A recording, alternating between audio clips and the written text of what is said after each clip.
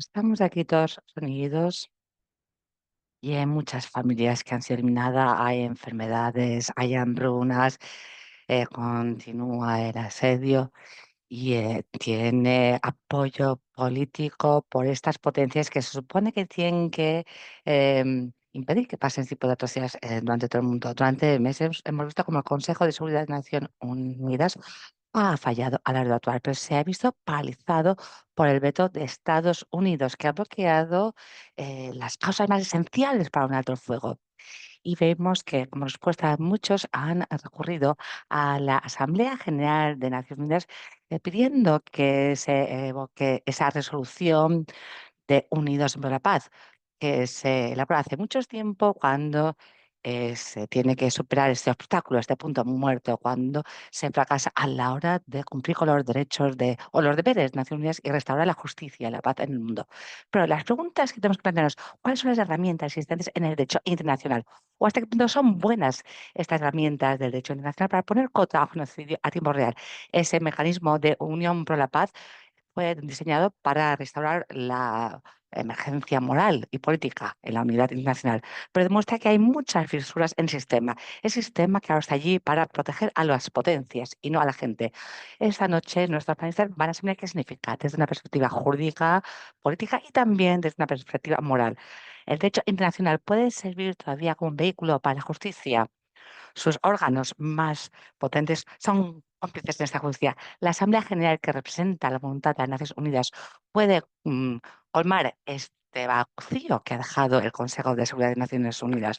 Para mí es un honor el tener gente aquí que está aquí no solo para analizar esta cuestión, pero para entender cómo podemos conseguir el cambio durante y entre toda esa ambigüedad, esa confusión, esa falta de certeza y esa falta de confianza profunda hacia los sistemas que están a nuestro alrededor. Así que, sin más dilación, con un placer quisiera presentarles a los panelistas que van a estar con nosotros. Tenemos a Ubay Abudi, del Comité Rector de la Red de ONGs Palestinas, Bingo. Tenemos a Lemis Dick, quien es la directora de Asuntos Políticos y Jurídicos de la Comisión PAL sobre Crímenes de Guerra, Reparaciones y Retorno. Tenemos también a Craig Mohiber, quien es un abogado de derechos humanos internacional y antes responsable de derechos humanos en Naciones Unidas. Y yo voy a moderar la conversación, Sama Barnada, y yo soy una defensora de los derechos humanos y hago estrategia de impacto social. Estoy en Washington, D.C. Quisiera empezar dando la bienvenida a nuestros panelistas que vienen de diferentes puntos del planeta. Bienvenidos a todos y a todas. Quisiera empezar ahora preguntando lo siguiente. El título del evento es el exigir unión en pro de la paz. Hay gente que a lo mejor ya conoce esta resolución. Para otros es algo que puede haber cierta confusión. Así que vamos a empezar el debate preguntando quizás a Craig y a la Miss a que nos expliquen qué es exactamente una resolución unión en pro de la paz. A la gente legal, a la gente que quizás no conozca el concepto, ¿les pueden explicar qué significa exactamente esta resolución? Muchas gracias, Hasami, por estar aquí. Si has tratado a los otros panelistas, Ubay, Lamis, Crack y los demás. Es un antiguo mecanismo durante la Guerra Fría, Unión en Pro de la Paz, que se puso en marcha en 1950 para hacer frente al problema de la arquitectura de Naciones Unidas, que todos conocemos. Ese derecho a veto del Consejo de Seguridad es algo que puede bloquear cualquier tipo de acción cuando hace falta. Basta el veto de uno de los miembros permanentes para bloquear cualquier tipo de acción. Y eso hemos visto como ha habido 6 vetos del Consejo de Seguridad que hace que tengamos que ese genocidio no se ponga coto, porque Estados Unidos veta el poder poner punto final a ese genocidio cometido por Israel. Entonces, esa resolución es una manera de actuar cuando el Consejo de Seguridad no puede actuar debido a ese veto. Entonces, este mecanismo, Unión en Pro de la Paz, es un mecanismo que permite a la Asamblea General de Naciones Unidas el iniciar acciones cuando el Consejo de Seguridad está bloqueado. La Asamblea General de Naciones Unidas es el órgano más democrático de Naciones Unidas, porque todos los países del mundo son miembros, todos tienen un voto y no hay derecho a veto. Eso implica que la mayoría global de estados del mundo y sobre todo en el sur global tienen el poder de iniciar acciones incluso cuando Estados Unidos o cualquier otro miembro permanente del Consejo de Seguridad no quiere actuar con con dos terceras partes de votos en la Asamblea General. Pueden aprobar todo tipo de resoluciones y pueden darle un mandato, tener una fuerza que vaya a Palestina para proteger a los civiles y para poder llevar a cabo otro tipo de funciones de paz. Ese mecanismo Unión en pro de la Paz se ha utilizado muchas veces, incluso en el genocidio actual, pero sobre todo para aprobar resoluciones que simplemente piden un cese al fuego, un alto al fuego simbólico, pero que no hacen nada activo. Y aquí estamos hablando de utilizar esa unión en pro de la paz para poder imponer o llevar a cabo medidas que exijan sanciones al régimen de Israel, un embargo militar del régimen de Israel, el rechazar o que se le quiten las credenciales de Israel a Naciones Unidas, ante las Naciones Unidas, poner en marcha mecanismos de anti-apartheid para hacer frente a ese apartheid existente en Israel. También algún mecanismo de rendición de cuentas como el tribunal y también podría dar un mandato a las fuerzas de protección de Naciones Unidas a que protejan a la población palestina. Y si parece imposible, en 1956 la Asamblea General de Naciones Unidas utilizó Unión en pro de la Paz para darle un mandato a la Fuerza de Emergencia de Naciones Unidas para ir a la península del Sinai durante la crisis de Suez para ayudar a solucionar la crisis y para poder intermediar cuando las tropas francesas, inglesas, israelíes estaban agrediendo a Egipto. Por tanto, hay precedentes. Es legal, es posible. Así que podemos aprovecharlo. Es un pequeño, es una pequeña parte de ese rompecabezas para ayudar y ser solidarios con Palestina y ayudarles en la resistencia. Bien, quizás podamos ampliar un poco esta propuesta de manera específica. Hemos oído cómo Colombia está insistiendo en que eso se tiene que llevar adelante. Hemos visto algunas promesas en la última sesión de la Asamblea General de Naciones Unidas celebrada hace un par de semanas en Nueva York. Por tanto, ¿nos puede explicar un poco esa propuesta específica? ¿Qué quiere hacer? ¿Qué persigue? ¿Y cuáles son algunos de los elementos de esta propuesta de manera específica vinculado a la situación actual en Gaza? ¿La mí, estás aquí o te hemos perdido? Sí, sí, sí, sí, está aquí. ¿Me pueden oír bien? Sí, sí, sí, sí, tienen la palabra. Sí, muchísimas gracias. Y gracias a los intérpretes, dice amablemente, la verdad, y a los que han organizado todo, Adrián, Hassan y todos los demás. En primer lugar, lo que me gustaría dejar claro, para arrojar un poco de luces, ¿qué es eso? ¿Qué tiene que ver? ¿Por qué tenemos esa resolución? ¿Y por qué va a sobrevivir? Dejando de lado cualquier tipo de resolución del Consejo de Seguridad de Naciones Unidas que tenga que contar con la aprobación de Estados Unidos y dejando de lado cualquier tipo de, entre comillas, alto al fuego que estemos viendo ahora. Esta resolución tiene como fin el poder defender los derechos básicos de Palestina, tal y como se reafirman por segunda vez por parte del Tribunal Internacional de Justicia Internacional, el tribunal de mayor instancia en el mundo. Eso tiene que ver con los principios esenciales y premisas esenciales del derecho a la autodeterminación y todos los derechos que emanan de este principio, tal y como ha sentenciado el Tribunal Internacional de Justicia. Si ya lo has definido, pues utiliza la sigla cuando hables del Tribunal Penal Internacional. Bien, como ha dicho el Tribunal Internacional, el pilar esencial de esta resolución es el principio de autodeterminación. Y una parte de ella es la protección de los civiles en Cisjordania, también Jerusalén, Shaqi y otros lugares, y también Gaza. Y de allí emana el resto de los derechos, que no son negociables, que son inalienables. Son derechos que no se pueden negociar. El derecho a la autodeterminación, el derecho a la compensación, eh, satisfacción y el punto final de la ocupación, apartheid y genocidio. Esos son los cuatro pilares. Y a partir de allí emana cómo puede operar esa fuerza multinacional. Y también a partir de allí emana la aplicación de las actividades de otros estados, que pueden ser parte de esta fuerza multinacional que va a estar involucrada toda ella, el embargo de armas, las sanciones, la obligación de no ayudar la obligación de prevenir la deshumanización de Palestina y el desmantelamiento de los asentamientos. Eso también es esencial, no solo para Gaza o no solo para Cisjordania, sino también para Gaza, porque el aparato militar es parte de la ocupación y tiene y según el Tribunal Internacional, tiene que desmantelar los asentamientos. Por tanto, tenemos la protección en primer lugar de los civiles, luego tenemos también la supervisión y seguimiento de la retirada de las fuerzas de ocupación israelíes y los asentamientos y también la restitución y compensación y el mantenimiento de la evidencia de los crímenes de guerra, crímenes contra la humanidad, genocidio, embargos y obligaciones de llevar a los tribunales, de procesar. Yo estoy convencida, tengo la certeza que estos planes esenciales van a sobrevivir.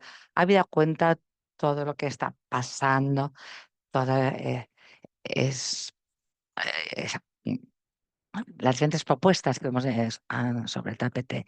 Es un poco la respuesta a esa presión masiva global, no tanto presión de los gobiernos, para seguir adelante con esa resolución de Unión en pro de la Paz que tiene en cuenta los parámetros del Tribunal Internacional de Justicia y lo que ya ha adoptado la Asamblea General de Naciones Unidas en otras resoluciones de emergencia de Unión por la Paz, como vimos en octubre de 2024. Por tanto, esos son los pilares esenciales. Luego, cuando se presente esa solución, tendrá que implicar el compromiso. Los diferentes Estados miembros tendrán que negociar los términos. Yo espero que los términos esenciales se mantengan porque hay una serie de elementos en dicha resolución que son la única vía para la paz en Palestina y para poder eliminar la ocupación de los territorios palestinos. Gracias, Lamis. Me parece que es muy importante que vayas desmontando estos diferentes puntos que van más allá de meramente las fuerzas en el terreno para ayudar a poner punto final a estas atrocidades de Israel y para proteger a los civiles palestinos, para evitar que sufran más violencia y desplazamientos. Has hablado del derecho de los palestinos a autodeterminación y has hablado también de el derecho al retorno de los palestinos. Y ahora quisiera preguntarle a Obey, algunas de las cuestiones que se han ido planteando, sobre todo en torno a esta resolución de Unión en pro de la Paz, son cuestiones que tienen que ver con cuál es la voluntad, qué es lo que quiere el pueblo palestino en esta propuesta, dónde está la voluntad del pueblo palestino en esta propuesta y en otras. Se ha consultado a la comunidad palestina y representa ello los deseos del pueblo palestino, tanto en Gaza como en Cisjordania y en Palestina de manera más amplia. Bien, muchas gracias, gracias por esta cuestión. Bien, la voluntad del pueblo palestino es el no tener más ocupación, el sentirse seguros, poder volver, los refugiados que se han visto desplazados y como pueblo palestino también quieren evitar que se continúe con esta deshumanización. Estamos viendo una Palestina histórica y vivimos esa huella del genocidio que nos impone un país que tiene armas nucleares. Es un país que tiene una maquinaria sofisticada de matar.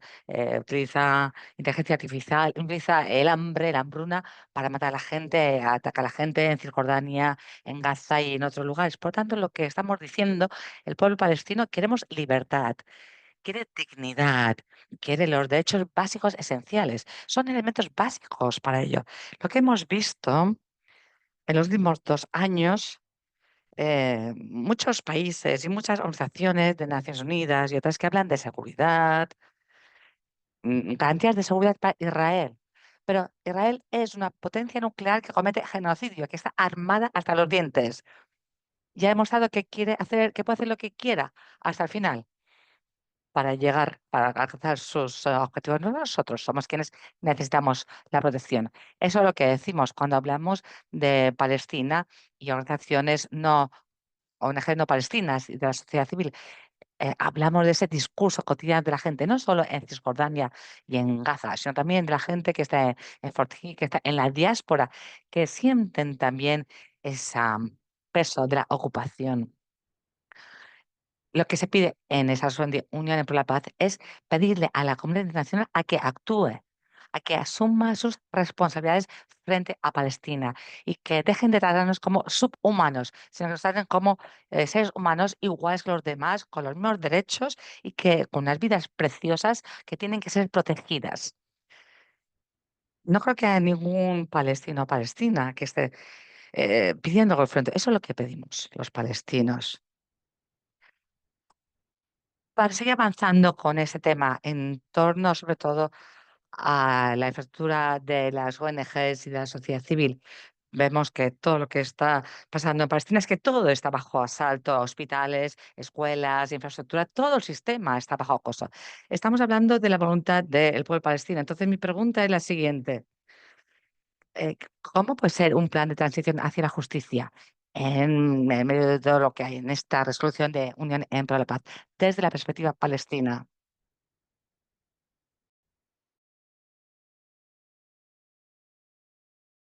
Lo primero es que comprendemos la complicidad de los gobiernos con el gobierno israelí. Y tenemos la complicidad de los Estados Unidos ahora impulsando estas nuevas fuerzas y por la separación total de Gaza y de la Cisjordania, una de la otra, y la continuación del genocidio. Y hace algunos minutos hemos comenzado a escuchar noticias de que acaban de bombardear a Gaza otra vez y estamos discutiendo una estructura que no está funcionando de ninguna manera para garantizar la justicia y la libertad para el pueblo palestino. Como palestinos, lo que estamos viendo en el núcleo de esta Fuerza Internacional de Unión de la Paz, vemos que la Fuerza de Estados Unidos tiene un mandato claro, lo que no ha jamás pasado. Se ha dado un mandato claro a la Fuerza Internacional para que venga y proteja a los palestinos. Esto es el mandato número uno. El segundo mandato de que estamos hablando es también la aplicación de las resoluciones de la ONU sobre Palestina. Y la ONU puede garantizar con estos tres mandatos que implican el fin de la ocupación, la puesta en marcha del derecho al refugio de los refugiados palestinos y la implementación de la opinión de la Corte de Justicia Internacional y también la persecución de crímenes de guerra y de las empresas y de los individuos que han lucrado con el genocidio y la ocupación de Palestina, compensando a los palestinos que han sido desplazados por todo lo que ha pasado a ellos durante los años, desde 1948 hasta ahora. Estamos diciendo que estos son principios, son pilares para la lucha palestina, son estos los derechos que nosotros como palestinos queremos conquistar. No somos ingenuos como sociedad palestina. Los que estamos viviendo bajo la monstruosidad rutinaria de Israelí sobre Cisjordania y sobre Gaza cada día, lo que se ha llamado normal desde antes de 7 de octubre y después del 7 de octubre, ya se mataban los palestinos a diario sin ninguna responsabilización. Y desde mi mirada acá, toda la lógica del mundo está invertida.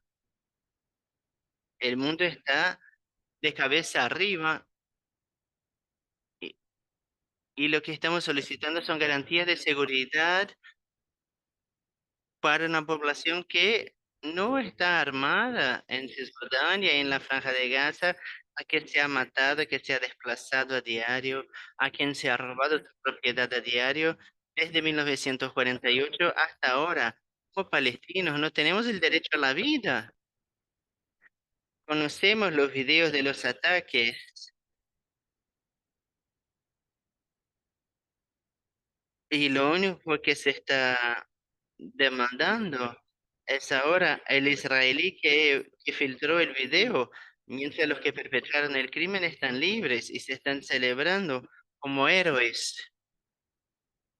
Esto no es una anomalía del sistema, esto es el núcleo del sistema y lo que estamos demandando como palestinos en nuestra totalidad es justicia y libertad. Y esto está en el corazón de la resolución Unión por la Paz que se ha propuesto, que se ha planteado y está en el núcleo de lo que estamos viendo y se ve que el mundo y que los países tienen miedo a posicionarse y hay que responsabilizar a los países y a los políticos. Es una forma activa y eficiente y justa de avanzar y de conquistar la justicia, la paz y la libertad en Palestina. Y creo que es un punto muy importante, sobre todo mientras estamos viendo el apartheid en Israel, que nos ha dicho muchas veces que no tiene ninguna consideración por la ley internacional, por los derechos humanos, por la humanidad, por la voluntad popular a nivel internacional. Pero, Craig, me gustaría que nos ayudaras a comprender una mala comprensión sobre qué son los cascos azules y si esto sería lo mismo que los cascos azules. ¿Cómo sería esto en los territorios cuando se habla de una presencia internacional que ayudaría a proteger el pueblo palestino? ¿Cómo sería esto con respecto a la fuerza de paz y cuáles serán las tropas que estarán ahí? ¿Cómo funcionaría en materia? Bueno, la ONU utiliza muchas fuerzas y las que más se conocen son los cascos azules, pero esto es solo un nombre genérico para la fuerza de paz. Esta no sería una fuerza de paz porque no hay paz que mantener, sino estamos hablando de una fuerza de protección con un mandato muy específico y limitado, un mandato de protección a los civiles para garantizar la entrega de ayuda humanitaria, para preservar las pruebas de los crímenes israelíes y para comenzar a apoyar el proceso de reconstrucción. No se está diciendo nada acá sobre lidiar con los procesos palestinos, la gobernanza, quiénes participan, quiénes no participan, porque esto no es tema de nadie, sino los palestinos. Y esta propuesta, como indicó Bay, sería como el próximo capítulo en este proceso de responsabilización que comenzó en diciembre de 23, cuando Sudáfrica comenzó su demanda en la Corte Internacional de Justicia demandando a Israel por genocidio. Y después de eso, hemos visto una serie de miembros de medidas provisionales de la Corte Internacional. Hemos visto otras resoluciones emitidas por la Corte Internacional declarando que la ocupación era totalmente ilegal y que había que desmantelarla, que los palestinos tenían el derecho a volver, derecho a compensación y que no había que negociar sus derechos con sus opresores. Así que fueron, de hecho, muchas sentencias históricas de la Corte Internacional que ha mantenido un curso de responsabilización y esto ha contribuido al proceso de reunión de pruebas de la Corte Internacional contra Israel.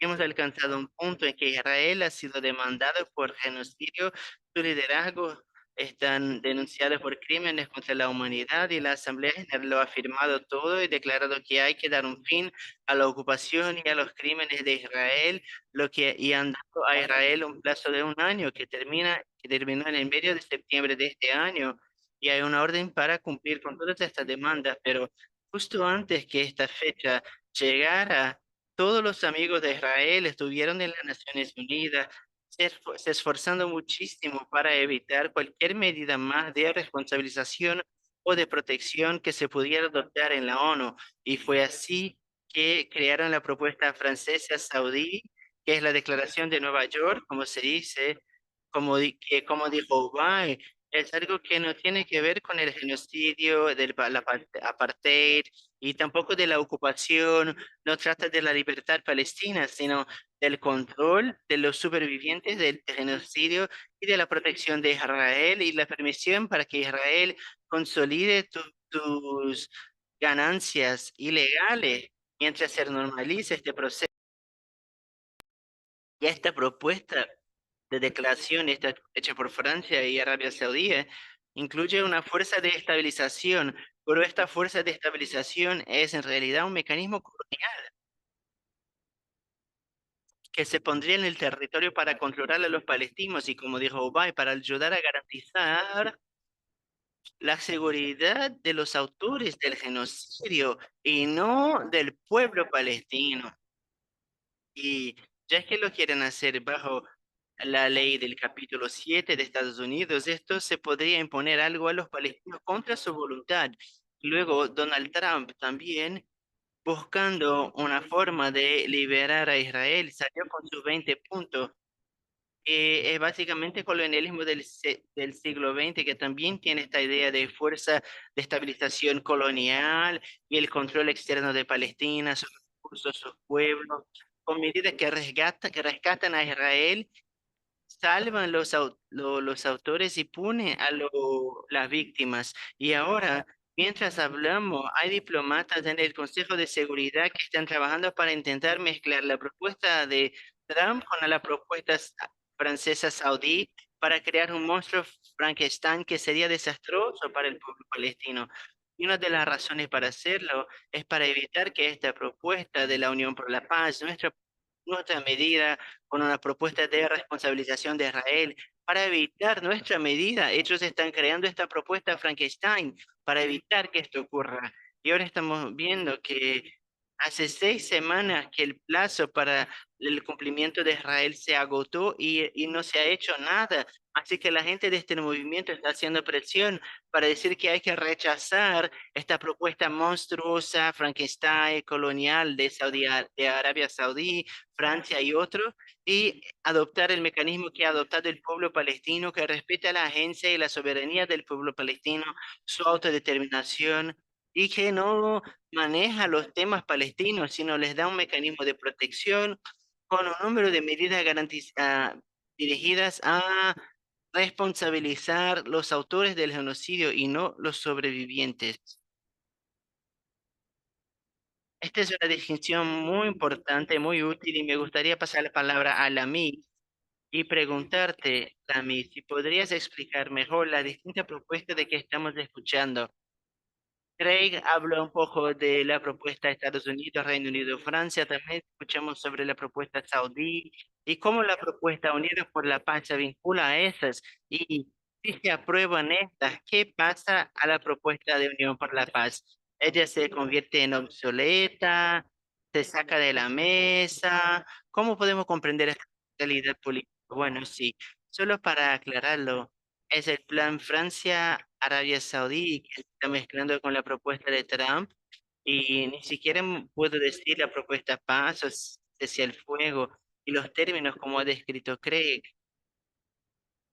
Tiene la intención de ser una maniobra política tanto del genocidio en Gaza como lo que me parece que hay que comprender como una expansión del genocidio y la limpieza étnica en Cisjordania y Jerusalén Occidental. Es esto lo que está pasando. La propuesta francesa saudí no trata de ningún de los derechos básicos de estos temas. Y lo que me gustaría ofrecer aquí es algo que espero que la gente pueda difundir, es que hay que tener un panorama de lo que está pasando, de hecho. Francia, Estados Unidos, Arabia Saudí, y no sé si el Reino Unido también hacen propuestas criminales y hacen una obstrucción criminal de las asambleas anteriores, de la Asamblea General y de las sentencias de la Corte Internacional. Una obstrucciones criminales del derecho del pueblo palestino a la vida en libertad y dignidad. Ni siquiera voy a hablar de autodeterminación acá. Son violaciones criminales de lo que se comprende como las normas y leyes básicas de derecho. Son violaciones criminales de sus propias obligaciones y son acciones criminales que dan cobertura política y protección política a, al régimen de apartheid en Siria israelí. Y yo creo que esta es una de las líneas principales para comprender lo que está pasando. Por otro lado, tenemos la propuesta de Unión por la Paz, ya que no es una resolución criminal, o ya que no, porque es esto lo que hacen esta propuesta, que intenten expandir la vida del proceso de genocidio y de apartheid, mientras la resolución Unión por la Paz, que independiente de lo que pase con las demás resoluciones técnicamente, y pronto voy a hablar de eso, pero no importa lo que pase, las demás resoluciones, esta sobreviviría y seguiría no impactada porque nuestro tema es la situación criminal que ninguna de las otras resoluciones maneja. Así que sería la mejor resolución posible, o como dijo Ubay, nuestro pueblo está enfrentándose a la hambruna, la sede, el bombardeo a cada día, pero la resolución Unión por la Paz puede sobrevivir a todas las otras resoluciones. Y el otro punto que me gustaría compartir es que la Unión por la resolución Unidos por la Paz no incluiría a los estados cómplices, y este es algo que se acepta de forma general. ¿Por qué los que están apoyando el genocidio serían bienvenidos en la detención del genocidio y de la ocupación? Ellos no podrían hacerlo. Es otra parte importante de esta propuesta. Y todos los términos sobrevivirían al cese al fuego y deben sobrevivir al cese al fuego. Porque está el nombre que es Unión por la Paz, no es paz temporal, no es paz parcial, no es más paz para israelíes, porque es esto lo que está haciendo el mundo, sino buscando una paz de largo plazo, lo que implica el desmantelamiento de la ocupación militar, de la ocupación y de los territorios ocupados en Palestina. También me gustaría destacar la urgencia de garantir el apoyo popular de la sociedad civil. Y me gustaría agregar, si tengo algunos minutos más, es que es muy interesante en la resolución de Unión por la Paz, es que el mandato de esta resolución es detener los crímenes de guerra, los crímenes contra la humanidad, el genocidio. Perdón que estoy leyendo las conversaciones, a ver si necesito hablar más despacio. Perdón. Este mandato se superpone a cualquier cosa que esté pasando en el territorio, o incluso de cierta manera se superpone a a un pueblo ocupado, fragmentado, que tal vez no pueda salir con una posición. Y lo que no es el caso, ni es realidad. La propuesta tiene el apoyo directo de la sociedad civil, y la sociedad civil de Palestina ha dejado claro desde el primer día que por 77 años el pueblo palestino viene gritando estas frases en árabes que dicen: ¿dónde están los árabes? ¿Dónde están los millones? Y la resolución Unión por la Paz dice: estamos aquí, y es este el mecanismo que tenemos para decir que estamos aquí. Me gustaría pasar al paso anterior, que es: la urgencia no es solo el genocidio en curso y detener el genocidio en curso, porque detener las bombas no implica el fin del genocidio, porque la comida, el agua, el abrigo se están utilizando como armas de genocidio y armas de guerra. Tenemos una crisis crítica en nuestras manos que vendrá ahora, y en la aprobación de la ley que da la pena de muerte para los presos palestinos, los rehenes palestinos, los que no se deberían tratar como rehenes y no se deberían haber presos por las fuerzas israelíes, pero es un número muy grande de rehenes que se están manteniendo y que podemos esperar que se mantendrán como rehenes, porque vemos un aumento grande del genocidio, y la Unión por la Paz se hace aún más relevante ahora en materia de salvar vidas. Espero haber contestado sus preguntas y espero, bueno, lo dejo así, dejo los demás puntos para... Gracias, Lami. Solo me gustaría una vez más, no quiero entrar mucho en los detalles, pero el demonio vive en los detalles, ¿no? La pregunta sobre la propuesta de Trump, porque fundamentalmente creo que algunas de estas propuestas vinieron en un momento con la intención de sacarnos del impulso que veníamos a crecer por todo el mundo, con la flotilla global, con muchas huelgas en Europa y por todo el mundo en defensa por Palestina. Hemos visto un aumento de el conocimiento sobre la resolución Unidos por la Paz, así que mi pregunta tiene que ver con profundizar un poco eso. Si el Consejo de Seguridad de la ONU, en su resolución preparada por Reino Unido, Francia, Reino Unido, se rechaza esta resolución, tal vez por un veto chino o ruso, o si no tienen la mayoría del Consejo, esto implica que la segunda etapa de este plan de paz de Trump, que digo entre comillas, esto lo saca de la mesa.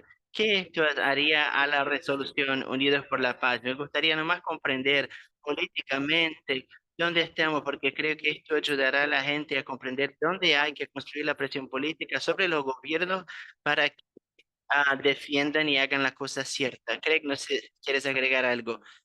Sí, sobre el plan Trump, me gustaría decir que a ellos da igual el tema de la autorización del Consejo de Seguridad. Él va a intentar seguir con esto y ellos van a las Naciones Unidas a hacer un esfuerzo por dar un sello de aprobación a un proceso ilegítimo e ilegal en cuanto a propuesta. Así que si lo consiguen muy bien, si no, intentarán hacerlo por otros medios. Y la propuesta Unión por la Paz, y una de estas propuestas, Frankenstein, es aprobada por el Consejo de Seguridad, sea la francesa, sea la saudí, sea la estadounidense, o sea la mezcla de las tres que se está haciendo ahora. Y esto avanza en el Consejo de Seguridad. Esto no presenta un reto objetivo al esfuerzo por la unión, la medida Unidos por la Paz, pero sí que va a crear más problemas políticos porque necesitamos el voto de 2/3 de la Asamblea General para tener la adopción de la Unidos por la Paz. Y algunos estados estarían despistados por la propuesta que está haciendo Trump con los franceses y los saudíes. Y esto lo haría mucho más difícil políticamente a la hora de avanzar con este tipo de propuesta. Y ustedes pueden imaginar que no una propuesta como esta, que lo incluye todo, sino por la fuerza.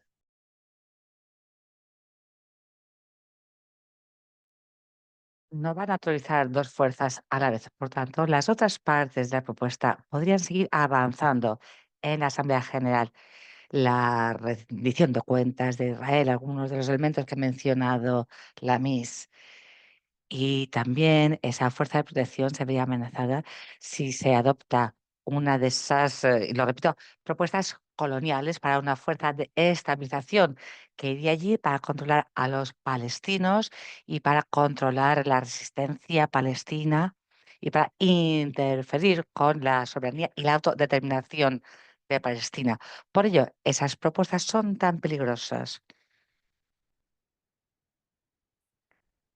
Estas propuestas, esa paz de la propuesta de Francia, Trump y Arabia Saudí, pues se cuestiona mucho cuando se tiene esa conversación genérica como la que se celebró en la Asamblea General, cuando teníamos a Gustavo Petro de Colombia y a otros que hablaban de estos temas, y teníamos países como Indonesia prometiendo tropas, pues no están tan entusiasmados a la hora de prometer tropas y tienen que ser una fuerza de ocupación bajo el plan de Trump u otros. Por tanto, no sé si van a conseguir que este plan se convierta en una realidad.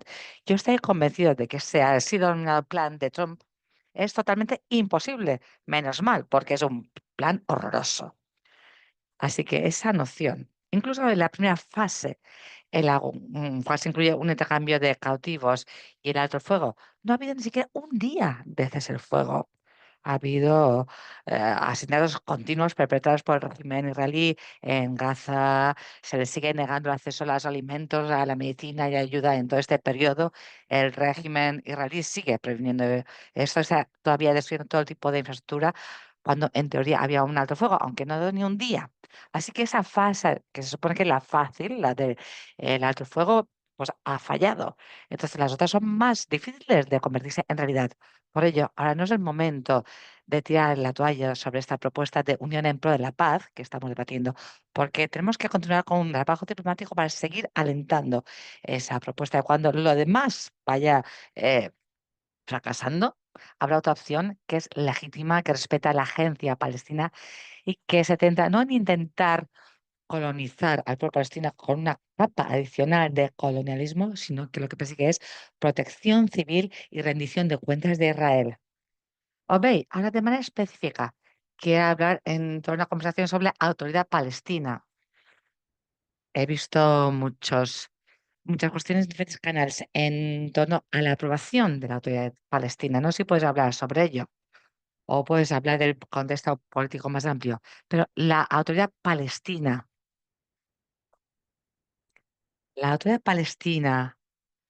tiene que aprobarlo de manera necesaria, esa propuesta, para su implementación. ¿Qué pasa si no la otorgan? En la última Asamblea General se habló mucho de la autoridad palestina y los representantes de Naciones Unidas de la Autoridad Palestina que no estaban apoyando este plan. Entonces, ¿nos puedes hablar de este aspecto, por favor? Veamos, la Autoridad Palestina no representa al pueblo palestino. Es la Organización de Liberación Palestina, el OLP. Es la misión palestina ante Naciones Unidas. Pero la misión palestina ante Naciones Unidas ha pedido protección internacional de Palestina. Lo que no han pedido o lo que no han exigido es qué tipo de mecanismo tiene que ser. Los representantes palestinos allí, hemos estado teniendo conversaciones con ellos y yo creo que una de las ventajas de esa propuesta Unión en pro de la Paz, de esa resolución, es que también allí se considera que la presencia de estas tropas se tendría que dar a invitación del pueblo palestino. Y ahora no contamos con un liderazgo elegido de manera democrática en la actualidad. Y entonces quizás sería esa el liderazgo más eficiente. Pero es importante que haya una serie de soluciones que se pueda aplicar. Tiene que haber elecciones generales, tiene que haber un liderazgo legítimo y responsable. Y hay que tener en cuenta que si esta representación pues ha estado demasiado tiempo, hay que quitarse de encima. Es decir, no que hemos puesto a corto plazo. Lo que se quiere es que la comunidad nacional asuma su responsabilidad, que no ha cumplido desde 1948. Desde 1948, el pueblo palestino, a través de diferentes representaciones que hemos tenido, el gobierno general palestino que estuvo en Gaza brevemente, el OLP en 1975, o bajo Yasser Arafat después, o las diferentes facciones palestinas, islamistas o no islamistas, sociedad civil. Hay toda una serie de órganos palestinos que han pedido siempre una única cosa: justicia y libertad. Y la gente en todo el mundo tiene que entender que como sociedad civil palestina, cuando presentamos esta propuesta de Unión en pro de la Paz, no estamos siendo mendigos pidiendo a la gente venir y proteger a los palestinos, sino que estamos instando a los líderes mundiales y a la internacional comunidad. Es vuestra responsabilidad. Nos habéis fallado y tenéis que entender mejor lo que hay que hacer. Tenéis que asumir la responsabilidad. Sí, eso es algo muy importante. Como la autonomización del pueblo palestino tiene que ver con esta propuesta, que eso puede generar mucha confusión. Hay algunas de las preguntas que vemos entre la audiencia que nos está siguiendo en cuanto al estatuto de esta propuesta. Y luego quiero entrar también en su implementación, había cuenta de la presión política que está ahora viendo que se está dando en muchos países. Sanciones por parte de Estados Unidos y otros, o sea, instancias de presión política. Pero en la Asamblea General hace unos cuantos semanas vimos, por ejemplo, la iniciativa de la presidencia colombiana, Gustavo Petros, anunciando que iba a haber una resolución inminente. Hay una serie de preguntas aquí en el chat. He visto muchas en línea que preguntan: ¿dónde están las cosas con esta resolución? Había un sentido de urgencia, se instaba a que se convirtiera en realidad. Ya vemos que hay un poco como de desaceleración. Entonces, ¿cuál es el proceso político? ¿Y qué hace falta para tener ese poder político, para que esta propuesta vaya avanzando? Entonces, la cuestión en esencia es la siguiente: ¿dónde está este borrador de propuesta? ¿Cuál es el estatus? ¿Y cómo y cuándo se va a elevar ante la Asamblea General? Y luego, ¿qué es lo que está haciendo ahora para poder ir generando el poder político para poder llegar a esa votación de dos terceras partes para que esa propuesta se apruebe en la Asamblea General? Así que la Miss y Craig, los dos podéis comentar este tema.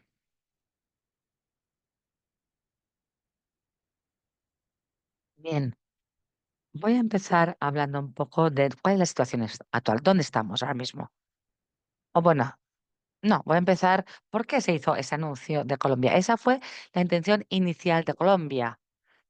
Quería elevarlo ante las Naciones Unidas, contando con un apoyo preliminar de los diferentes estados y quería también tener una idea de qué era lo que iban a hacer los estados. Esta propuesta fue presentada y se fue vendiendo cuando teníamos también sobre el tapete la propuesta de Trump que no iba a funcionar. Y entonces quería ver qué pasaría.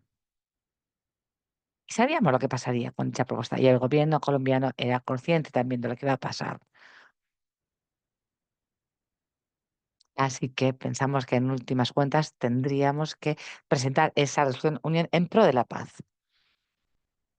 La reacción y la logística de cómo trabajan los gobiernos, pues necesita mucho la gente, quizás sobreestime los recursos, la capacidad de los gobiernos en el ámbito de Naciones Unidas, que cuenta con recursos diplomáticos, de recursos humanos en Naciones Unidas y los países en el sur global y Latinoamérica tienen que hacer frente a esa necesidad de recursos.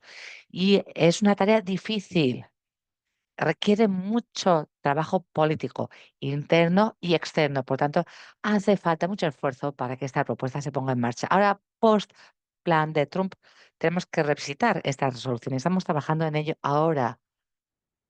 Tenemos el borrador y también hay que ver qué es lo que piensa el gobierno colombiano ahora y cómo reacciona la gente que ha estado abogando por esta propuesta. Dina ha estado trabajando mucho desde el principio, pero hay que revisitar la propuesta y la parte positiva de esas demoras. Bueno, habría sido mejor que la resolución se hubiera aprobado antes, pero también teniendo en cuenta lo que está pasando, requiere más tiempo para desarrollarla y ahora tenemos más tiempo para garantizar que podamos tener ya el terreno necesario diplomático para que se pueda aprobar o para contar con una aprobación preliminar. Una vez que el gobierno colombiano apruebe esa versión actualizada de la resolución, entonces tenemos los tampones blandos de evitar riesgos y vamos a llevar a cabo una serie de actividades diplomáticas para tener una idea de quién va a copatrocinar esa resolución. Tenemos un copatrocinador que va a permanecer en el gobierno. Esperamos poder contar con otros copatrocinadores de la resolución y también tengo la esperanza de que, debida cuenta fracaso, ese fracaso evidente de la propuesta de Trump y ese alto el fuego que ha fallado, pues creo que podemos tener esperanzas y podemos añadirle algo más a la resolución. Hay que tener también el papel de la autoridad palestina. A veces la gente peca de pesimista, pero tenemos el derecho internacional y tenemos esa resolución en Unión de Pro la Paz que entiende que no hay soberanía y no hay autodeterminación cuando hay ocupación y cuando hay genocidio. Así que reitero, el derecho internacional y esta resolución reconocen a la sociedad civil como la autoridad soberana, la sociedad civil que es la propietaria de la autodeterminación. Y eso tiene sentido. Hay que ver lo que pasó en Bosnia. Había también un paisaje político muy fragmentado y la resolución en Unión por la Paz se presentó sin consentimiento en el terreno y tuvimos que extraerlo del gobierno tecnócrata. Y aquí tenemos que tener en cuenta también lo que puede pasar con el Pingo, es decir, la red de ONGs palestinas y la sociedad civil. Todos los palestinos en Palestina, en todo el mundo, piden que esta resolución se convierta en realidad. Y pase lo que pase, la resolución Unión en Pro de la Paz es algo que puede ser real. Y no es solo un esfuerzo diplomático. Lo quiero reiterar. Desde el genocidio, como ya ha mencionado Hassami, lo que vemos es que ahora hay nuevos polos de poder. Hay fuentes alternativas de poder de esta flotilla global del sur. Todo ello del sur, todo eso está adquiriendo mayor poder y, por tanto, ahora es la sociedad civil que tiene que movilizarse, que tiene que seguir movilizarse y que tiene que estar convencida, tienen que creer en sí mismos, los miembros de la sociedad civil, tienen que insistir y saber que los gobiernos no responden. Por tanto, hay que insistir. Y con todas las relaciones públicas, privadas y la Unión en Pro de la Paz, todo ello está agitando las cosas en Naciones Unidas. Por tanto, vamos a llegar a la meta. También Hay que reiterar que el poder está en manos de todas estas organizaciones, de la gente que está mirando, que está observando, diciendo, ese es el argumento.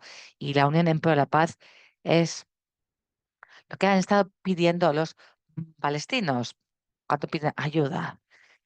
Se han reaccionado a sanciones, a embargos, a que Israel sea procesada y todo eso es esencial también y tiene que ser allí. Pero necesitamos más, necesitamos algo más afirmativo en pro de Palestina.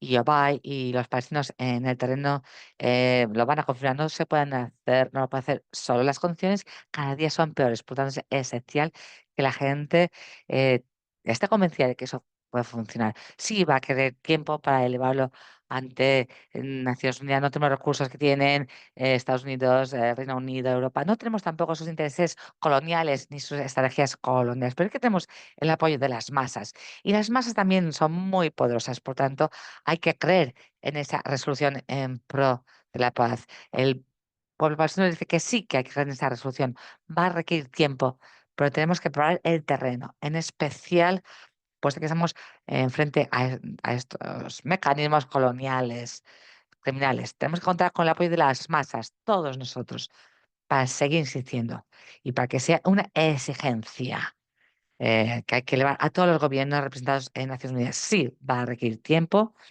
pero va a ir adelante. Y tenemos que preparar el terreno con vuestra ayuda. Está en manos de la gente, los que estáis aquí en el webinario, los que creéis en la liberación palestina. Son ellos quienes tienen que decir los plazos temporales, no solo los gobiernos. Sí, estoy de acuerdo con todo lo que ha dicho Lamis.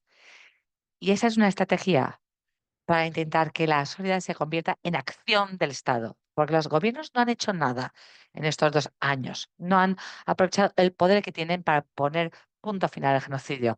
Por tanto, se trata de aumentar los incentivos políticos dirigidos a los gobiernos para que actúen, teniendo en cuenta las exigencias de esos movimientos solidarios de todo el planeta, paso a paso. La idea se ha explicado en detalle, hay la investigación, están las pruebas, es una idea muy clara, tenemos precedentes, tenemos las vías jurídicas, tenemos la oportunidad y también tenemos claro que lo que tiene que incluir esa propuesta. Se ha preparado un borrador de resolución que incluye todos los elementos que hemos estado mencionando en este webinario. Eh, tenemos ya un patrocinador de esta resolución, tenemos Colombia que va a patrocinar. Gustavo Petro, el presidente de Colombia, se ha comprometido a ser la punta de lanza y elevar esta resolución. Se ha llevado a cabo acción diplomática para poder identificar otros posibles copatrocinadores, porque tenemos que tener copatrocinadores de diferentes regiones para ir avanzando en la vía diplomática. Hay un movimiento de apoyo liderado por los palestinos en Palestina, palestinos en la diáspora, incluye a la gente que está trabajando en solidaridad en todo el planeta también de todo tipo de movimientos, de trasfondos educativos, presión, campañas de mandar correos, hay todo tipo de campañas para alentar a que esta resolución vaya para adelante. Y luego vamos a tener ese otro movimiento nefario, esa propuesta saudí-francesa norteamericana, que que lo que hace es intentar descarrilar lo que hemos intentado hacer, o si no lo ha descarrilado, nos ha ah, mm, desacelerado porque ha perdido la energía de algunos Estados miembros que a lo mejor hubieran firmado ya por nuestra resolución. Y luego tenemos a Gustavo Prento, al presidente colombiano, que fue el principal patrocinador de esa resolución, que hizo un discurso en los márgenes de Naciones y fue sancionado de manera inmediata por parte de Estados Unidos. Le quitaron su visado y ahora amenazan con detenerlos, con invadir su país. Todas esas ideas lunáticas, esas amenazas lunáticas de Trump, debido a que Colombia toma un paso hacia adelante para apoyar esa iniciativa cuando se exigía una rendición de cuentas de Israel y la protección a Palestina. Y los tres países ven esa técnica de acoso, de mafia, de gángsters de Estados Unidos, de Trump. Y hemos visto algo que da vergüenza, hemos visto ese comportamiento que da vergüenza de líderes de países de todo el mundo que están allí de rodillas, que están venerando al emperador Trump con coronas, con premios, con nominaciones para el Premio Nobel de la Paz. Es patético cómo está actuando el liderazgo estatal de muchos países, incluso también en el sur global. Y eso ha demorado nuestro proceso, el proceso que habíamos iniciado, y ha intimidado también a algunos países de estar allí de manera abierta participando en este proceso. Por tanto, se ha desacelerado un poco este proceso. Ello implica que si eso un día se convierte en realidad, va a depender de la presión de la gente, va a depender de la movilización en las capitales del mundo. No en Nueva York, donde están las delegaciones nacionales, sino en todas las capitales que están representadas en las conversaciones que tenemos hoy. Hay que poner presión ante los gobiernos en cada uno de los países para apoyar esta propuesta. Y idealmente para ser coparticipatorios o votar a favor, o como mínimo no oponerse. Y así, con esta formulación, el Estado de Palestina y la representación de la OLP en Nueva York también puede influir en las actividades, pueden poner presión para interferir, porque hay otras delegaciones que le han pedido a la delegación palestina que lo apoyasen, decían, no, pues van a salir perdiendo, tenemos que contar con dos terceras partes, como recordan. Así que eso va a conseguir solo si sigue la sociedad civil, fue iniciado por la sociedad civil y tiene que haber esa marea de apoyo de la sociedad civil ejerciendo presión. Sí, tenemos la delegación de la OLP, tenemos la delegación del Estado palestino ante mayor, pero sobre todo hay que hacer presión en las capitales, en todos los países, ante los líderes políticos, ante los ministerios para apoyar esta iniciativa. Y si así da, sea un poder que no se podrá frenar. Lo vimos en Naciones Unidas en los 60, los 70, después de la descolonización. Todos esos países recién independizados, antiguos colonias, empezaron a ejercer su poder. Y entonces vimos una serie de cambios muy importantes en contra de la voluntad de Estados Unidos, Francia, Reino Unido y otros, en contra de la voluntad de los imperios. Y esta movilización del poder está ahí disponible para que nos aprovechemos de ella. Si logramos hacer presión sobre los gobiernos para que apoyen la medida, se puede premiar el gatillo, pero hay que tener el apoyo de las capitales por todo el mundo para esto. Sí, de acuerdo. Y creo que hay algunas preguntas sobre el tema del plazo. Y no sé, Lami, si podemos decir quiénes serían los copatrocinadores. Pero la gente está preguntando sobre detalles específicos para que puedan hacer presión sobre su gobierno. Y creo que uno de los desafíos, y me gustaría abordarlo de forma muy directa, y creo que esto no se puede revelar a causa del miedo de la presión política. Y la mí me está escribiendo diciéndolo. Pero creo que parte del desafío con alcanzar visibilidad y acción global es la ambigüedad y la falta de información, porque la gente ve que hay un vacío de información, de organización, de movilización, y esta es una verdad con que tenemos que lidiar en un esfuerzo de galvanizar el mundo en medio de un genocidio. Así que estamos intentando pensar en cómo, en un mundo imperfecto, en que necesitamos dos tercios de voto y hemos hecho mágica en la movilización de atención sobre este tema, pero mi pregunta es, si todo esto se aprueba y se permite la puesta en marcha con estas fuerzas, cuál sería el cronograma entonces desde el día de la aprobación de esta resolución en la Asamblea General hasta el día en que conseguiremos tener esta presencia protectiva en el territorio palestino? Y es una pregunta muy importante porque estamos hablando del fin del genocidio que está ocurriendo en un ritmo tan rápido y hace ya 2 años. Así que estamos pensando en 2 años, en 3 meses de ahora. ¿Nos puedes dar un poco de contexto para la gente que está solicitando un poco de detalles según lo que puedes ofrecer en este espacio? Bueno, lo que podemos ofrecer como presidente es decir que desafortunadamente, fíjense, aunque esto parece que está estático y mi colega también está en esta llamada, Aimis, Hay mucho trabajo que se está haciendo de nuestro lado. No estamos andando más despacio para nada. Ni yo, ni Craig, ni Ubay, ni nadie. No hemos parado de trabajar, aunque las cosas pueden parecer estagnadas desde fuera. El trabajo jurídico y diplomático que hace falta hacer debe ser un esfuerzo en tiempo total para cualquier persona que está involucrada. Así que hay siempre algo pasando y nada está estancado. Y así pasó a la pregunta tan clave. Me gustaría dar una noción de cuál sería el aspecto de si esto se aprueba. Lo primero que pasaría sería que habría una notificación inmediata del Estado israelí y todos estos avisos básicos que tendrían que ocurrir cuando se aprueba cualquier ley, cualquier documento, hay que notificar. Hay un periodo de aviso y luego hay las preparaciones, lo que depende de qué estados estarán de acuerdo con unirse a la Fuerza Multinacional de Protección, que no es una fuerza de mantenimiento de paz, como dijo Craig.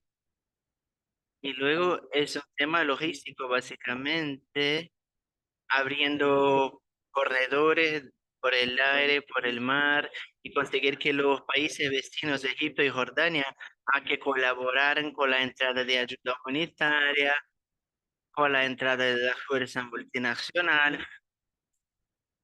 Y lo digo para dar una noción de las logísticas involucradas de A a Z, desde la aprobación de la resolución hasta la llegada de las tropas en el territorio por primera vez en Palestina, lo que es un tema de voluntad política en realidad.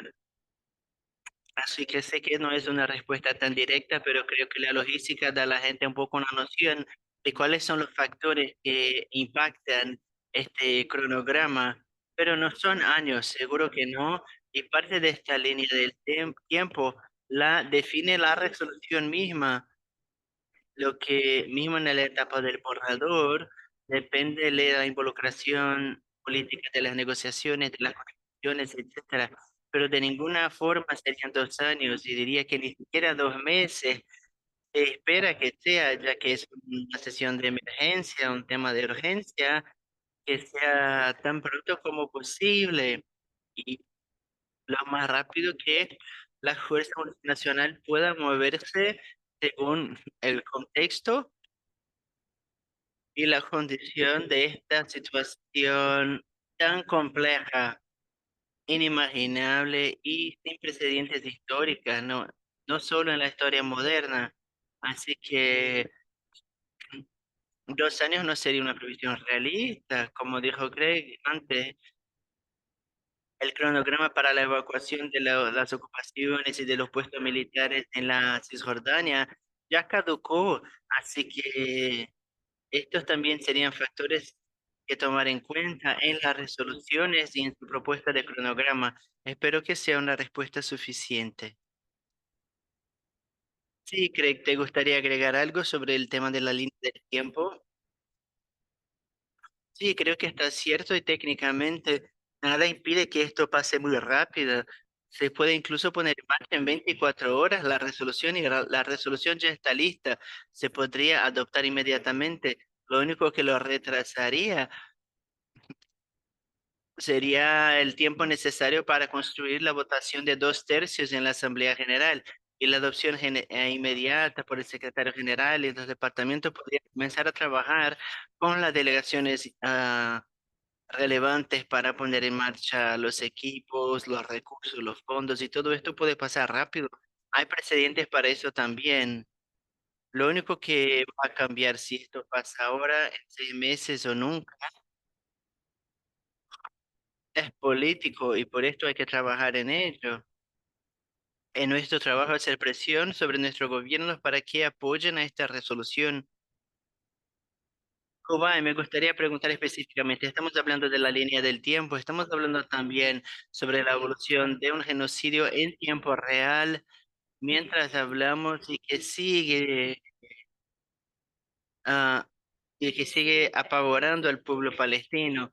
Estamos viendo a cada día los ataques a niños, bombardeos contra niños. El otro día, en un único día, hemos tenido dieces y dieces de niños asesinados durante la noche por un ataque del apartheid de Israel. Así que, ¿cómo sería este plan?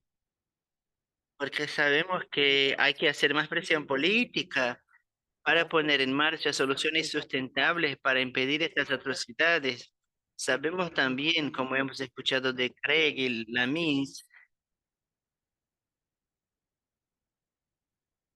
que la resistencia de algunos poderes internacionales están impidiendo el apoyo y el patrocinio de otros países.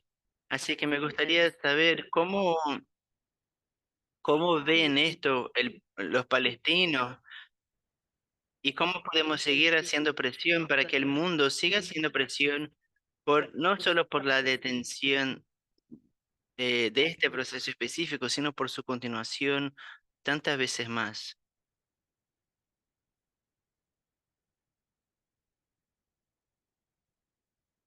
Cuando se habló del Consejo de Paz de la Fuerza de Estabilización, desde el primer día hemos comprendido que esta estaba diseñada para fallar porque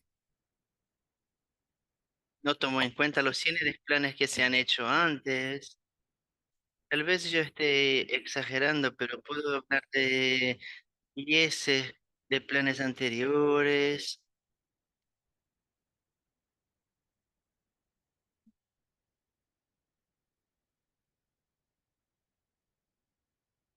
Y estos planes anteriores también han fallado por un tema específico, porque no han abordado las aspiraciones palestinas de reparación, de paz, de justicia. Por esto estos planes no se dirigían al pueblo palestino y en este plan nos parece que está fallando en ello también y va a fallar.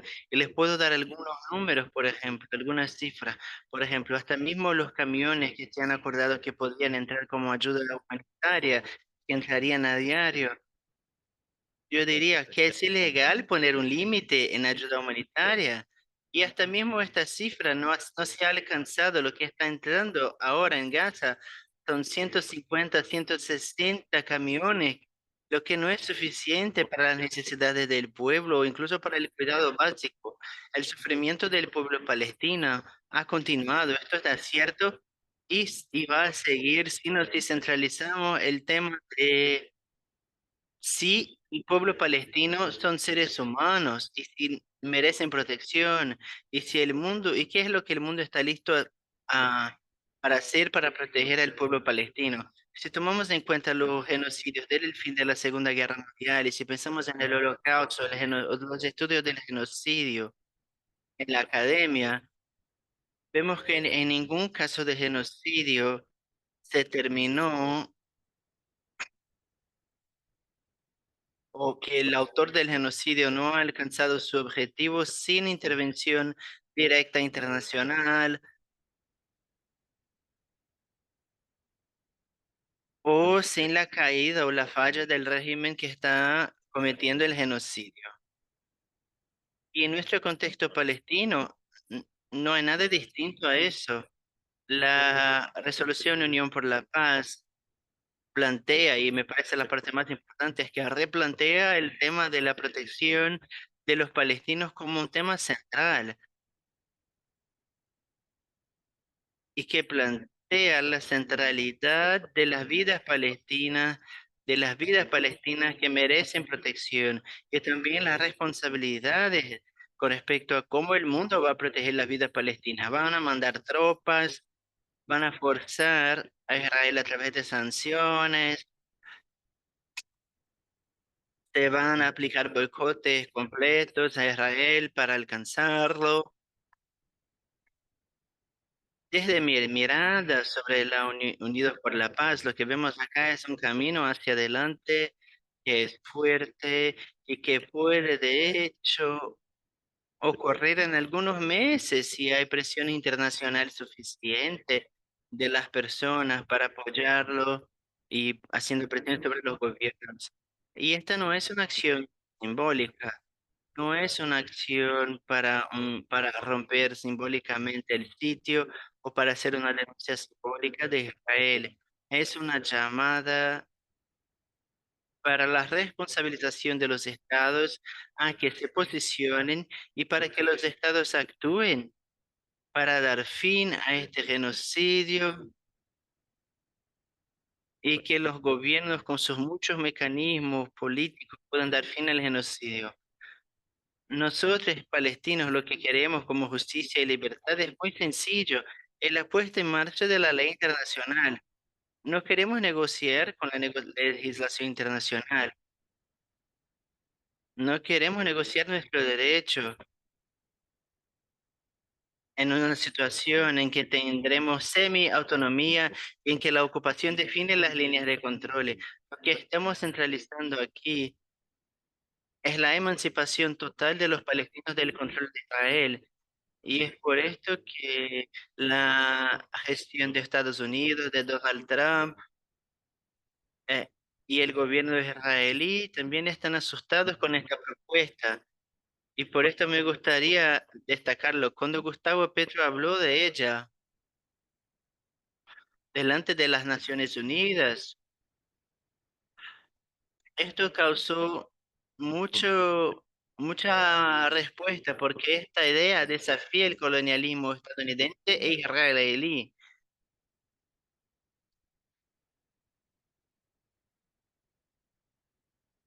Y este punto es tan importante y que hay que desafiarlo y seguiremos desafiando estos sistemas.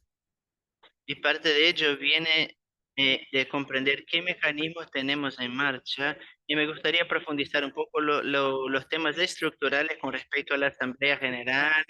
Y hay algunos temas aquí sobre la sesión especial de emergencia de Unión por la Paz. Según lo que comprendo yo, y por favor me pueden corregir si me equivoco, porque estamos acá con expertos, pero sí lo comprendo bien. Las recomendaciones que salen de estas sesiones de emergencia, de estas resoluciones, son recomendaciones, es decir, no son legalmente vinculantes. Por favor, estoy cierta. Veo que Craig sale de que está de acuerdo. Sí, esto es algo que se destaca a menudo, sobre todo por gobiernos que no quieren cumplir con la voluntad de la comunidad internacional y se portan como rebeldes. Solo el Consejo de Seguridad tiene capacidad de, de cumplimiento. La Asamblea General no tiene este poder, pero no necesita este poder para hacer lo que estamos hablando acá. Porque una fuerza que se apruebe en el Consejo de Seguridad será una fuerza que los Estados Unidos y el Reino Unido y y Francia han aprobado, mientras una fuerza apoyada por Estados Unidos y Reino Unido será mala para Palestina, porque Estados Unidos representa a Israel en el Consejo de Seguridad y no dejará que se apruebe nada que Israel no quiere. Y lo que pasa es que bajo el capítulo 7 esto se podría imponer sobre los palestinos contra su voluntad. Este es el poder de ejecución. La Asamblea no tiene este poder de ejecución, pero lo necesita, porque estamos hablando de una fuerza con base al consentimiento y el consentimiento del pueblo palestino sería la base. Y no quiero pasar a muchos detalles, pero la Corte Internacional de Justicia ha dado una sentencia clara que dice que Israel no puede votar en estos temas. Israel no tiene derecho sobre el territorio palestino ocupado y tampoco el derecho a decir sí o no a nada de lo que pasa ahí. La autoridad pertenece al pueblo palestino en el ejercicio de su autodeterminación. Si el pueblo palestino dice que consiente con esta fuerza estará en Palestina con base a este consentimiento y no con base al capítulo 7 o al Consejo de Seguridad. Y solo tienen legitimidad mientras hay este consentimiento, porque la última cosa que necesitamos es tener a otra fuerza de ocupación en Palestina, mismo que sea del tipo del caso de la que hubo en Haití, que es un poco el modelo que esta gente está tomando en cuenta. En segundo lugar, por el tema de la responsabilización, es verdad que solo el Consejo de Seguridad puede poner sanciones, pero la Asamblea General puede llamar a sanciones y en el minuto que la Asamblea General las llama, todos los estados tienen el derecho a participar en estas sanciones y ellas ya no serán actos de agresión unilateral, son multilaterales y tienen legitimidad. Así que la Asamblea General puede llamar a sanciones y todos los estados pueden seguirlas. Y lo mismo se aplica a embargos militares y a cualquier otra medida que puede pasar.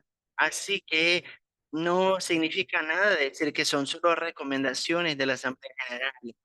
Ya pueden La Corte Internacional de Justicia ha revisado los poderes de la Asamblea General y ha decidido que los poderes de la Asamblea General no están limitados solo a declaraciones, sino que pueden, de hecho, a llamar a la acción, pueden demandar una fuerza de protección, pueden armar esta fuerza, pueden actuar con esta fuerza, llamar a sanciones, llamar embargos militares y pueden ejecutar o imponer estas medidas, pueden usar fuerzas militares y abrir fuego contra países que rechacen la cooperación. Por supuesto que no es eso, no es de eso que estamos hablando acá.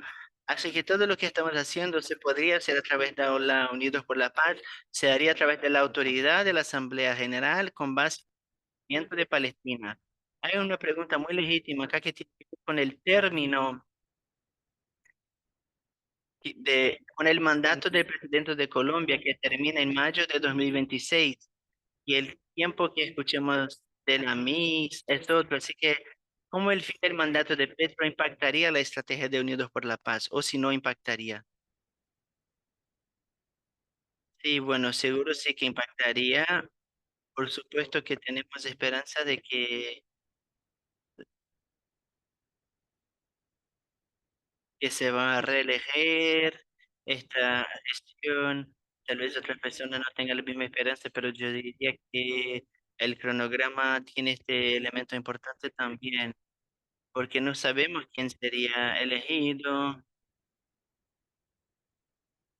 si será alguien del mismo partido, ya no nos preocuparía, pero si no es, y si hay un movimiento masivo de derecha, lo que es una posibilidad según algunas personas, porque hay una gran división de lo que escuchamos de las calles de Colombia y los partidos del gobierno, y seguro hay gente en esta llamada que estará mejor informada que yo, pero seguro es un factor y no hay ninguna cuestión sobre esto, pero si puedo volver un poco al tema de lo que dijo Craig. El Craig contestó muy bien y Uruguay nos dio un cuadro muy poderoso sobre la urgencia e importancia de esto, pero ahora todo depende de la voluntad política, que es de donde viene tu pregunta. ¿Habrá voluntad política en Colombia? Y la voluntad política es solo otro término para decir el pueblo, las masas, ustedes. La voluntad política son ustedes. Y hay mucho poder que se utiliza en contra de la gente, que se moviliza por justicia social y la liberación de Palestina, pero aquellos que son sometidos a presión también tienen que estar protegidos por ustedes.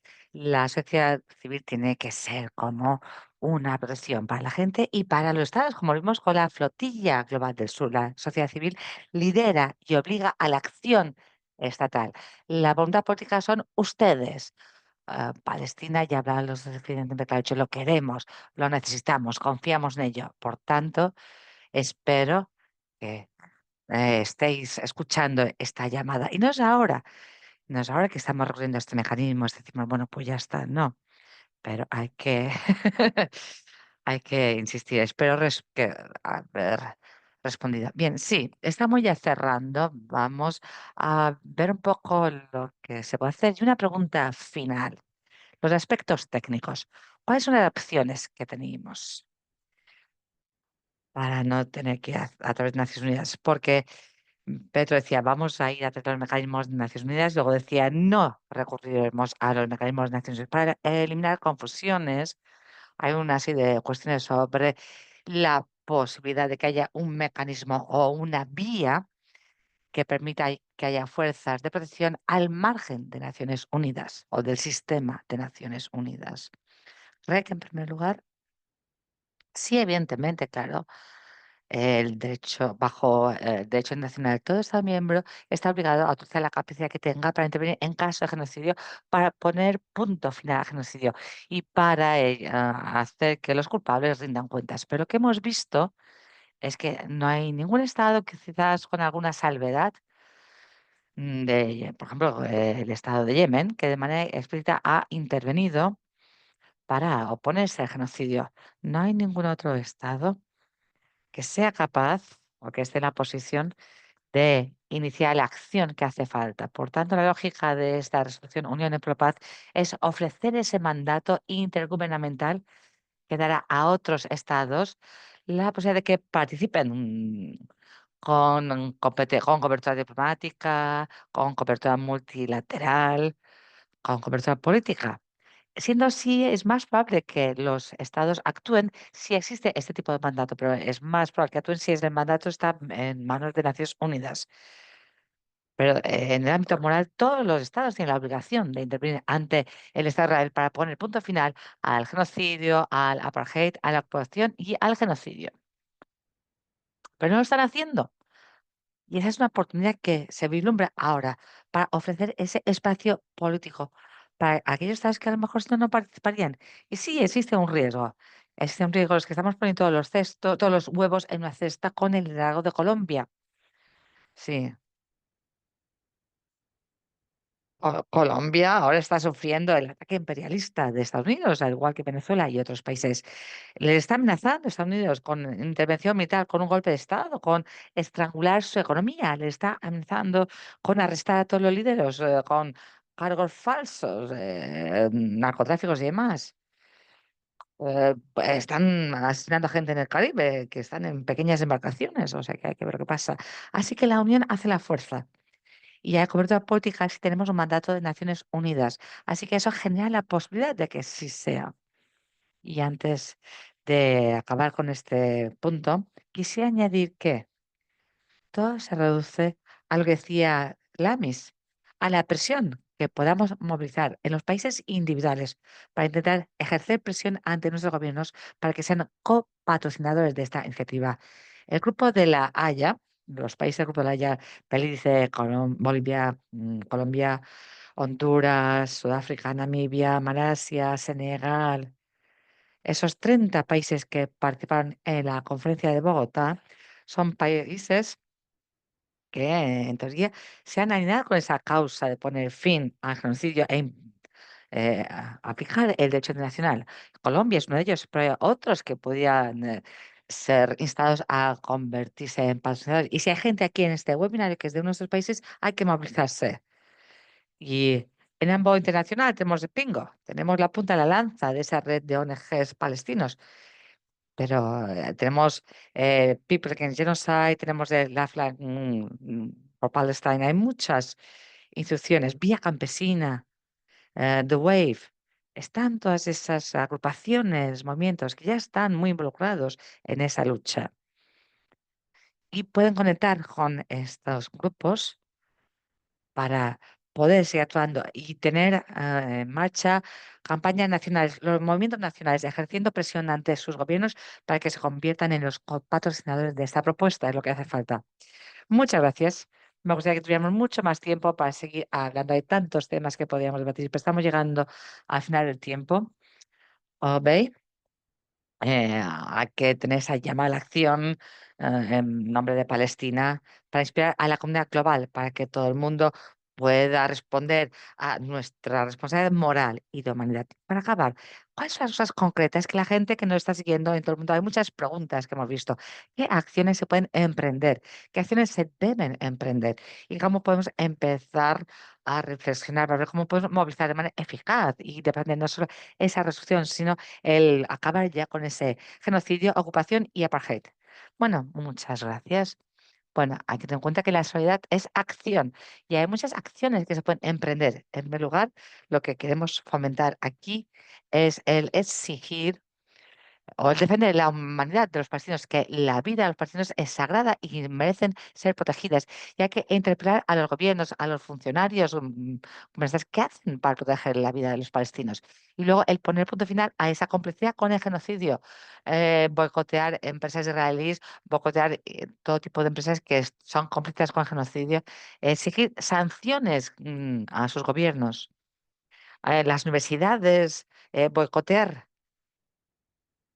desinvestir y poner sanciones ante Israel y todas aquellas entidades que sean económicas, culturales o cualquier tipo de entidad que está cooperando, que es cómplice en ese genocidio israelí y en la ocupación israelí. En tercer lugar, ver si hay un comité palestino en su ciudad, en su región, en su zona, y si no, pongan en marcha un comité palestino. Eso es algo muy específico. Yo creo que lo que puede hacer la gente es educar, educarse a uno mismo y educar a los demás. Intentar establecer un comité palestino de apoyo a Palestina. Hay, hay muchos activos, pueden emularlos, la gente se reúne y eso empodera a la gente y el poder se multiplica. Y todo eso son cosas que están en el ámbito de lo posible. Hay que dedicarle tiempo, la gente tiene que dedicarle tiempo. Si pueden dedicarle una hora a la semana, una hora cada 2 semanas o al menos el tiempo que sea que puedan dedicarle. Y decir, estos momentos se dedican a mi activismo, a apoyar Palestina. Y no hace falta mucho porque millones, miles de millones de personas en todo el planeta entienden que nunca sean libres, salvo que seamos todos libres. Nadie sea completamente libre hasta que Palestina sea libre. Y ese es el mensaje que queremos mandar nosotros, los palestinos. Sí, nadie sea libre hasta que Palestina no sea libre.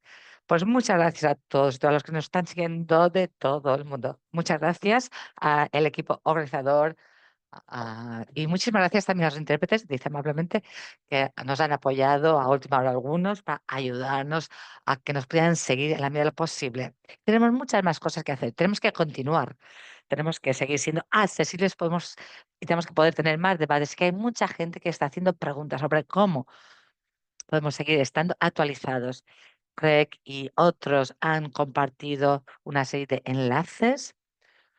Vamos a seguir trabajando de manera estratégica para organizar este tipo de informaciones, para que la gente no tenga que estar allí buscando entre tantos enlaces y organizaciones para encontrar información.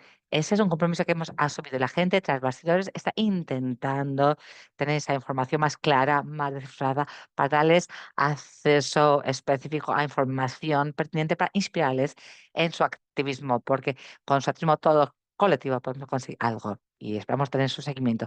Sé que hay preguntas que todavía no tienen respuesta, pero sigan en contacto con nosotros. Pueden seguir, tiene la información de nuestros oradores en las redes sociales.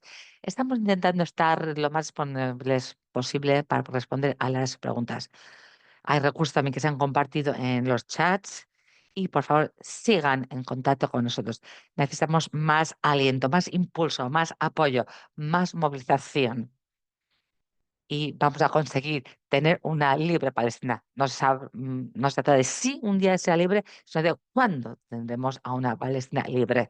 Tenemos que estar más aquí, tenemos que ser activos y tenemos que ejercer presión política. Y ya con ello, Greg, Lamis, muchas gracias por vuestro tiempo, gracias por vuestra sabiduría y gracias por vuestro activismo, por vuestras acciones tras bastidores y también ante los bastidores.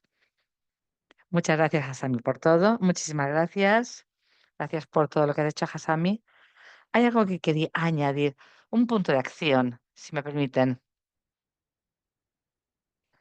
Queremos que la gente de verdad exija que se apoye esa Unión por la Paz y la Fuerza de Protección como una de las exigencias esenciales en esas llamadas de acción y en lo que van a ser los movimientos actuales.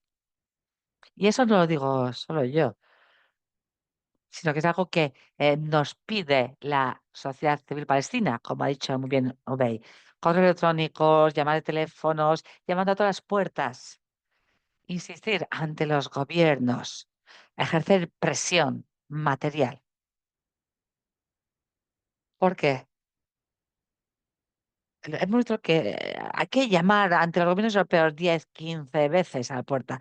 Entonces los gobiernos tienen que entender eh, que estamos exigiendo de manera tenaz y de manera coherente. Por tanto, hay que insistir, de eso se trata. Así que todo el mundo tiene que estar movilizado de manera consistente, tal y como nos comentaba Ubay antes. Y por favor, esta tiene que ser una exigencia central para que Palestina pueda seguir avanzando. Y ya es todo.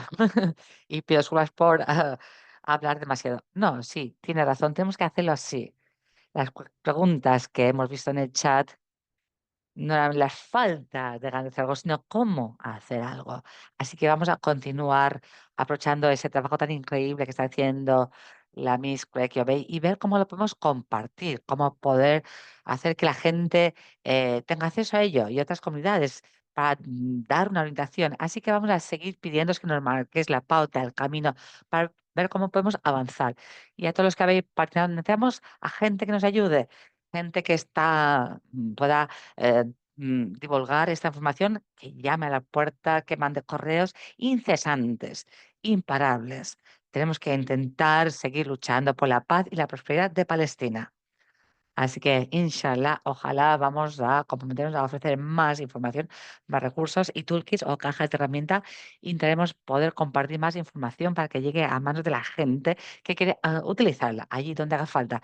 Y ya con ello en pro de Palestina, paz y gracias a todos y todas los que han participado y a ese equipo fantástico de